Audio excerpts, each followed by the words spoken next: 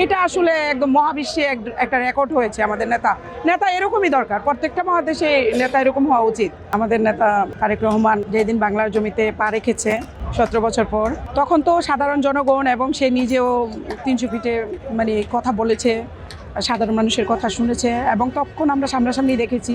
এবং উত্তরের জমিনে আজকে ঢাকা 18 আসনের মধ্যে কালকে আসতেছে, দেখছেন অসংখ্য লোক এই মাঠ পরিদর্শন করতে এসেছে, আমরাও এসেছি।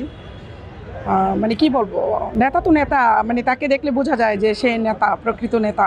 বাংলার জমিনে এরকম নেতা পাওয়া খুব ভাগ্যের ব্যাপার। আমরা খুব লাকি যে আমাদের সময়টাতে আমরা এরকম নেতা পেয়েছি। হ্যাঁ, ছোট থেকে দেখেছি তাকে। কালকে সামনাসামনি তো দেখেছি, সে ময়মনসিংহে আজকে যাবে, প্রত্যেকটা ডিভিশনে, ডিস্ট্রিক্টে সে ঘুরতেছে, দেখতেছে, জনসাধারণের কথা শুনতেছে। সামনে নির্বাচন 12 তারিখ, নেতার তো একটা এটাই হওয়া উচিত, সেটা আমরা পেয়েছি। আমাদের নেতা কিন্তু হচ্ছে যে যেখানে যাচ্ছে সেখানে কিন্তু চমক দেখাচ্ছেন। অবশ্যই চমক তো আছে, কিন্তু এই চমক নিয়ে জামাত কিন্তু আসলে বিরোধিতা করছে বা নানান ধরনের উস্কানিমূলক কথাও তারা বলছে, ফ্যামিলি কার্ড নিয়ে তারা নানান ধরনের মন্তব্য করছে। সেই জায়গা থেকে আসলে কি বলবেন?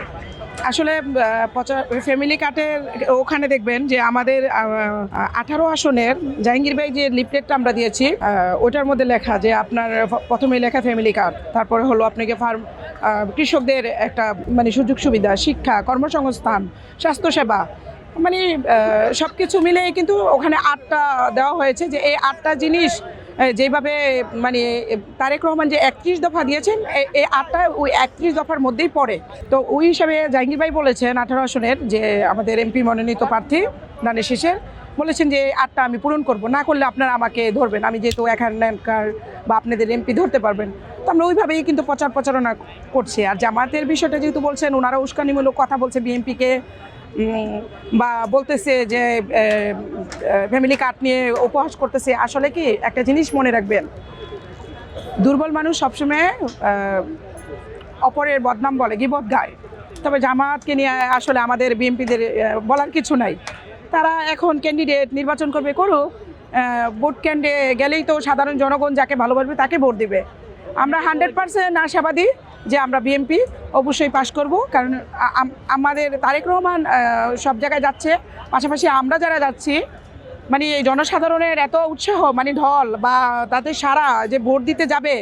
আমি কালকে প্রচারণার মধ্যে গিয়ে দেখলাম, এক মুরব্বী বলতেছে যে এই নির্বাচনের জন্য 17 বছর উনি ভোট দেয় নাই, উনি নতুন জুতা কিনেছে, বোরকা কিনেছে, হিজাব কিনেছে। এখন বিষয়টা বুঝেন যে মানুষ কত উৎসাহিত। তবে আমরা মনে করি 100% আশা, দেশবাসীর কাছে আশা এবং দোয়া চাই আমরা আমাদের তারেক রহমানকে নিয়ে, আমাদের 18 আসনকে নিয়ে, আমাদের দানের শীষকে নিয়ে যেন সামনে এগিয়ে যেতে পারি। জনসভাগুলোতে সাধারণ মানুষের কথা শুনছেন বা সাধারণ মানুষকে কাছে টেনে নিচ্ছে।